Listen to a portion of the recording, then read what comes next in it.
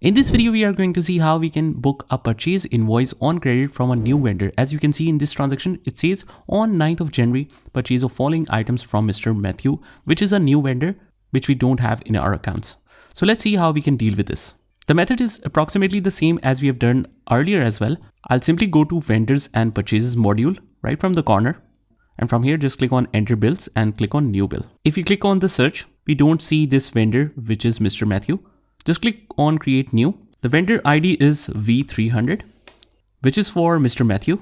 Let's write Matthew here. Now here, as you can see that we are purchasing the stock items from this vendor. So in that case, in the creation wizard, when we purchase something from the vendor, which is an inventory item, in the expense account, although it says expense account right here, we will select the inventory account. That's this one right here. And that is the only thing we need to configure, which is a must. After that, just close out of here, click save and close. Vendor is created. Let's select the vendor. The invoice date is 9th of January. So let's put 9th here. Due date is set by default. You can change it in the default credit terms. Invoice number is not mentioned here, so we can mention any invoice number for now. Now let's enter the items now. The first item on the list is Corolla windscreen. The quantity is 50. Item is Corolla windscreen. GL account is already selected to inventory. Unit price is 400, which makes the total to 20,000. Press tab. Second one, we have Civic headlights. So Civic headlights, quantity is 30. Rate is 150, which makes the total to 4,500.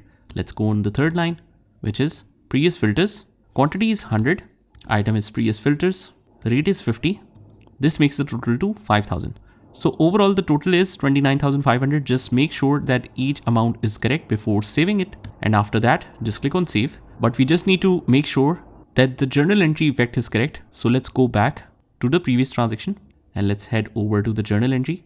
And here we can see all the inventory items are debit and against that payable is credit. Perfect entry. That's how you do it. So just try it by yourself and I'll see you in the next one.